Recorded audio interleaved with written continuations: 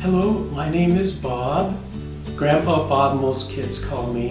And over here to my right is Grandma Melody. She's going to help me. So today we get to talk about how to make cordage. Thank you for inviting me into your homes today. I'm so happy to be here and share something very interesting to me is how to make cordage. What's cordage? That's how it's spelled, by the way. Well, the thing I'm hanging on to, this is cordage. Cordage is the old-fashioned way of saying string. Now, why is string so important? Well, today we can go down to the market and buy all the string we want, but long ago there weren't any stores to go to, and if you needed string for something, you had to make it yourself or figure out how somebody else made it and go learn from them, just like you are today. So why is string so important? Well, think of the things you can make if you had string. You can hang a sign, or let's see, what else could you do? Oh, here's something you could do. You could make a sling and out of cordage and a piece of leather. You could make a sling and find a rock. You could put the rock inside the sling and you could sling it around and throw it and maybe get your supper that way. So yeah, a string. And what else could you do with cordage? Cordage, you could make a beaded necklace. Think of what else you could do. You could tie sticks together and make a shelter. You could make a fishing line and catch fish. And you could, well, I'm sure you have big imaginations, so I'm sure you'd figure out what you could do if you knew how to make string, cordage. So what was cordage made out of? How would you make it? Anyway, if you could, how would you make it? So what was it made out of? Well, mostly plants. I brought a bundle of stinging nettle here. Stinging nettle, when it's a green plant, it looks like this. You can see you've probably seen this along rivers. They like to grow along rivers. And they're called stinging nettle because guess what? If you touch the leaves or the stems, they have little needles on them and you can get poked by them and they do sting. So yes, you have to be careful to use heavy gloves or wait until it freezes real hard and then the little needles on the side bend over and they don't poke you anymore. So the natives here that lived long ago, they used stinging nettle to make cordage out of. All right, Brooke, what do you think? You going to help us make some stinging nettle cordage today? Brooke is making sure I tell everything exactly as it should be. All right, she's being a helper. She's making sure. Are you being a helper? So, here's an example of something. If you look closely, you'll see that there's a cordage here. This is made out of dog bane. That means a dog shouldn't chew it. So Brooke, I'm sorry, but you cannot chew on this. And over here, this lighter color, this is stinging nettle cordage. The bark is wild cherry bark, and I've made a quiver for my arrows. And I've sewn it together out of stinging nettle and dog bane, another plant that's used for fibers. That's really beautiful, Bob. Thank you. It's fun to use it too. So we talked about what you can make cordage out of. So exactly how do you make cordage? So let's take a look at that now. What you can do at home, you can make cordage right in your own home, even if you don't have stinging nettle or a dog bane or any other kind of plant. I also have oh, Brooke, don't sit on it. She's sitting on your stuff. This one is made out of sedge, which is kind of a water grass that has long leaves. Anything with long leaves you can make cordage out of. So this is a sedge that I've twisted into a cordage. Now, it's not very strong as stinging nettle and dogbane are. It doesn't hold up much strength that way, but if you coil it up and sew it together, you can make a rug. Maybe not as pretty as this rug here, but you can make a rug to lay on or to put under your bowl of hot soup so it doesn't burn the table or something. Anyway, you can make a rug out of coiling up sedges, and here's one made out of inner cedar bark, the bark from a cedar tree inside the rougher bark. You can take that out and anything long like that, you can make cordage out of. This is cedar bark, and it's still pretty strong, but again, you would probably use this to coil it around and sew it together to make a nice, beautiful rug. Think how pretty that would be, a red rug. And really sturdy too, I bet. Yes, it is sturdy. It would hold up a lot. I have a question for you, Bob. So what about bowstring? Would that be just animal sinew, or would they ever use plant fiber for a bowstring? They did use mostly animal for bowstrings, but you could actually, the dogbane is very, very strong, and you could use it, but I think mostly they used animal sinew.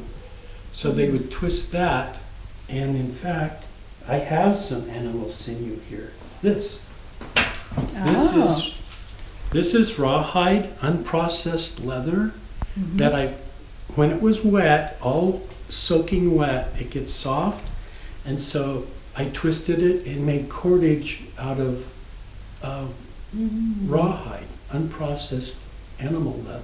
And is that really stiff and It is kind of stiff. You can see it doesn't fall down, but it is very strong, and it's springy too. Oh. So that would make a good bowstring because you're pulling it, it would stretch, and you could use it that way. Yeah, that's good. So this is stinging nettle cordage. I made a whole bunch of it. You can make nets out of it too. I have a friend who's making a rabbit net to net rabbits with cordage. Oh, nice. He has a big bundle of dogbane cordage that he's made. So he's going to put it over a rabbit hole, and when the rabbit jumps out, there's it's called a purse net, and it squeezes shut when the rabbit pushes on it, like a purse string around the top. He goes pop, and then it squeezes shut, and the rabbit's inside the net. So he's building a rabbit trap out of cordage. Oh, nice. As I was saying, right there in your home, you can make cordage yourself right now. So I'm sure that you all have this in your home. Yes. We're going to call this cordage material today. So if you want, with permission, if you could get a length of this tissue from your house and sit down with me, and we can make cordage together.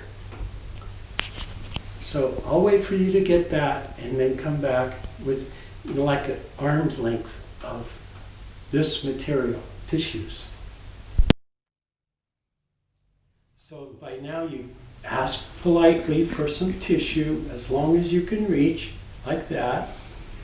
And we're going to use this to make your very own cordage to show you how it's done. I'm going to lay this down though and get something a little larger so it's easier for you to see. I brought a blanket material just because it's easier to see. But you can do the same thing with cordage. So let's pretend that my blanket is just soaking wet with water, and I'd like to get the water out of it. You've probably done this already. You've already started to make cordage and you didn't even know it. So you take the blanket or towel, in this case, or blanket, and you begin to twist it to get the water out, like that. you would twist it this way and see it's getting tighter and tighter. And if you twist it far enough, look what's happening. It begins to pop up into a little knot thing right there. Do you see that? How it pops up like that? So if you keep twisting, even now, twisting, watch my hands. And that's how to look to you as you hold it, the tissue. You twist it to the right and lay it over to the left. Then you grab the other one, see the other one right here? Twist it to the right and lay it over to the left, and you just keep doing that.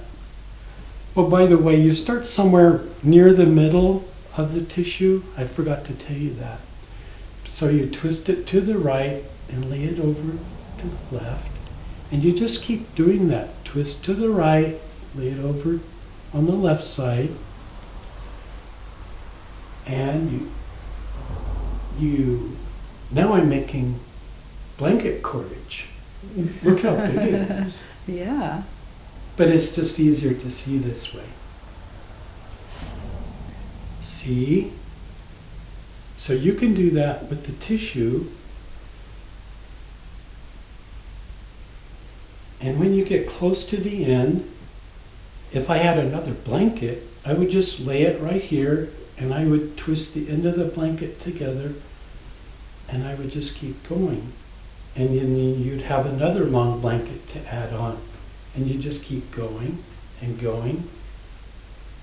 And you would have a very long blanket. Wow. Now this It's I'd all probably twisted up. put together like this and sew it together. And I'd make a really comfortable rug to lay on. Nice. Oh, that's great. It's just the way you twist it is what makes it work. Just the way you twist it and lay it over. So again, I'll do it now that you've seen it larger scale.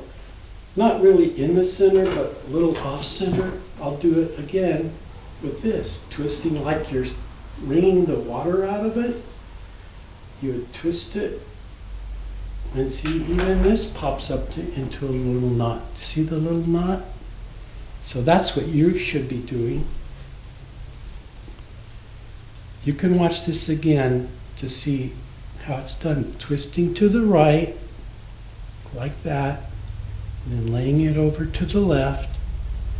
You may have to have someone hold this little knot to make it a little more steady for you. Twisting to the right, and laying it over to the left. Now you'd think that when you let go, it would just spring apart. It would just go boing.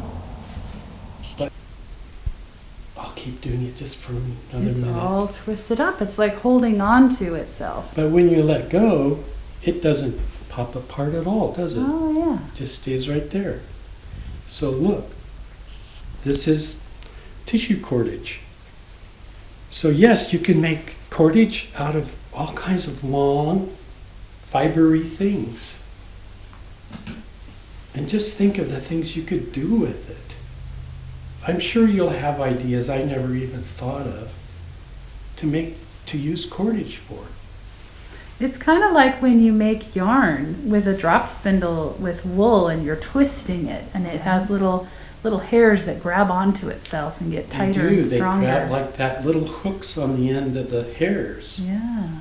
So there's a Wow. little bit of cordage Huh. made from just the tissues. Nice. So let's take a look at actually making some cordage out of stinging nettle. What do you think, Brooke? You ready? All right. As soon as I find my...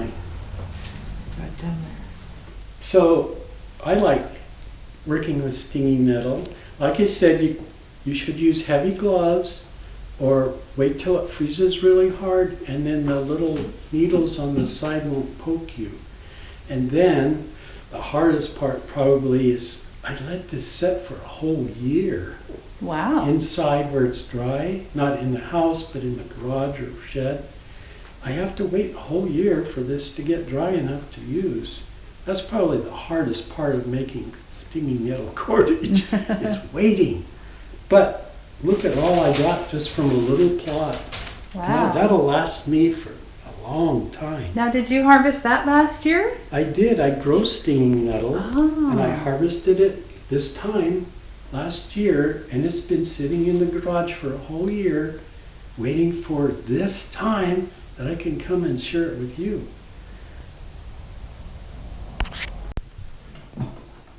So here's the stinging nettle, and I've already started it, but here's how you do it. Put it on the floor and stomp on it all over. And that breaks it up. And when the idea is that you want to open it up like this. Can you see how this is open? And it usually breaks into 4 or 5 parts. And what we're trying to do is we don't want to use the whole thing because this woody stuff is in the center. And what we're after is the outside, not the inside, but we're after the outside of the stinging nettle. That's where all these fibers are. Do you see these fibers? They're on the outside of the stinging nettle. So we have to get off the little woody chunks on the inside. So I've already started it here, but I'll show you what I've been doing. You open it up like this. There's usually, again, 4 or 5 parts laying open after you've crunched it with your foot. And then you just break these off and peel them off like this. See the chunks, and it left the fibrous stuff on the outside. Like hair, kind of. Like hair. Mm-hmm. And then I pull those off, and I move my thumb down and break some more off. Pull them off. And the kids love this part at our summer camps when they do this. They like the breaking and pulling off of the woody parts. And the stomping. And the stomping, yeah. And you can also grab these once you get some of them like that and just pull straight down, and look at that. Oh, wow. It pulls a whole bunch off at one time. It did leave some, but that's okay. So there's going to be some of these chunks that will stay there. You can see I'm already getting some fibers, and you just keep doing that, breaking, pulling off, or pulling straight down, trying to keep it apart like that. So you just keep doing that to the end, and then you have your fibers. But see, there's still woody chunks here, and we should get rid of them. Plus there's this kind of between the fibers there, this shiny stuff is there too, and that can get in the way. I don't really mind it. It just kind of breaks off when I process it. See, there's another chunk. But what you can do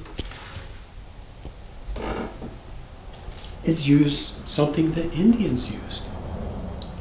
I don't know if you can see this, but this is called teasel. It looks kind of like a thin thistle, and it grows around here. Yeah, they're prickly. They are prickly. It looks kind of like a comb. And so what you can do is take a teasel and go like this across, and that will get rid of the fibers in there. You can comb with a teasel. Wow, I never knew that. And also, the Indians, the natives who live here long ago, they would use teasel as a comb to get little bugs and things that they don't want. They would use teasel to get those hair combed. So yeah.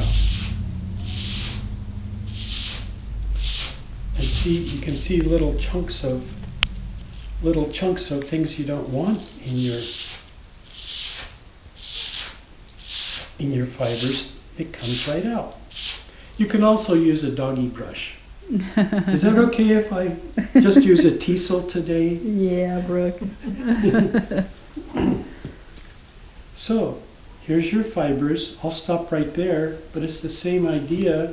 Once your fibers are out, that you can near the middle. Remember how we do this? It's really small now.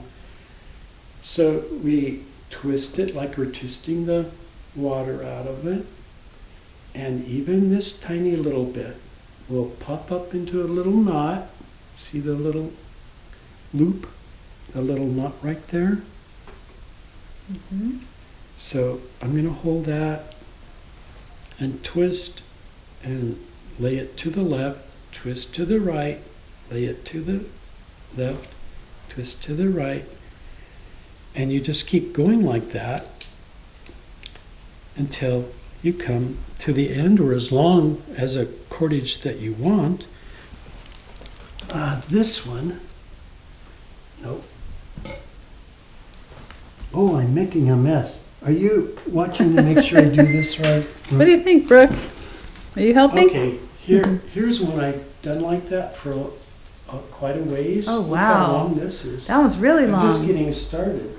And that's several pieces put together, right? Because that's so and that's long. what I was saying. When you get to the end, you just, what I would do is I would just, when I'm getting to the end, like here, see I've come to the end, I've run out of fibers.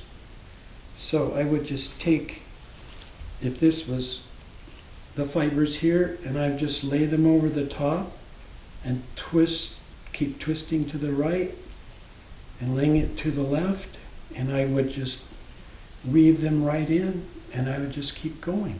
Wow. That is pretty neat. And so how strong is that stinging nettle cordage? I know It is that very hard. you wove your quiver with it. Well, I'll tell you, I've had Boy Scouts, big Boy Scouts, come and visit me and see how to make cordage, and I would say, okay, go ahead and break this cordage. And big guys, they're strong. They want to show how strong they are to the other guys, and they would pull and twist it. And they couldn't break it? They couldn't break it. Wow, that's great. How strong it is. And is dogbane also as strong as stinging nettle? Actually, dogbane is a little stronger. Uh-huh. And the natives here would trade for dogbane. See, dogbane doesn't grow right here. In the Willamette Valley? Right. It was called Indian hemp also. Mm-hmm. They grow in southern Oregon and in eastern Oregon, but not right here. But the natives here would trade like stinging nettle for dogbane. This is dogbane. Mm-hmm. Because dogbane does not break down underwater. Uh-huh. That's another thing you can do with cordage. So you can make fishing nets, fishing lines, anything underwater. But after a while, the stinging nettle will break down underwater, but the dogbane won't.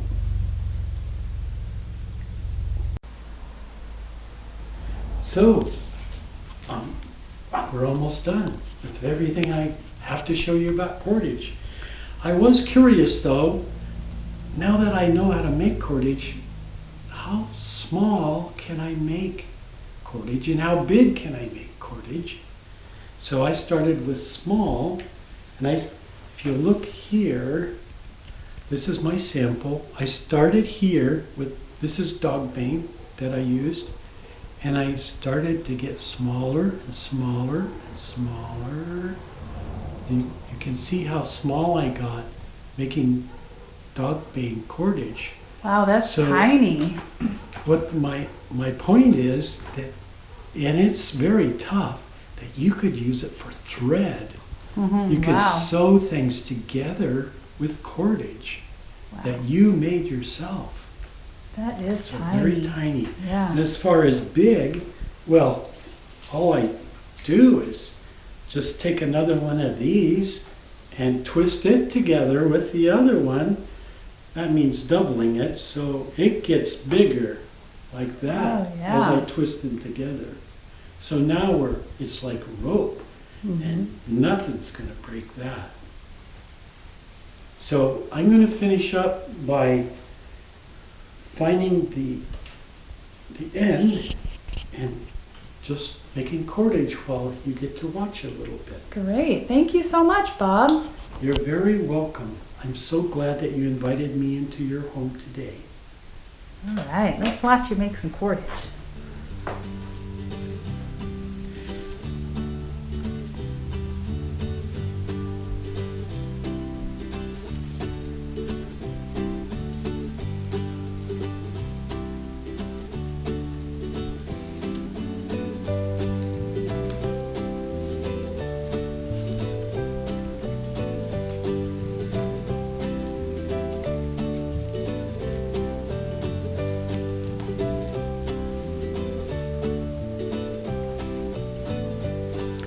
Sometimes it gets a little thin, so I just take the end and put it up here and blend it in to make it a little bit thicker.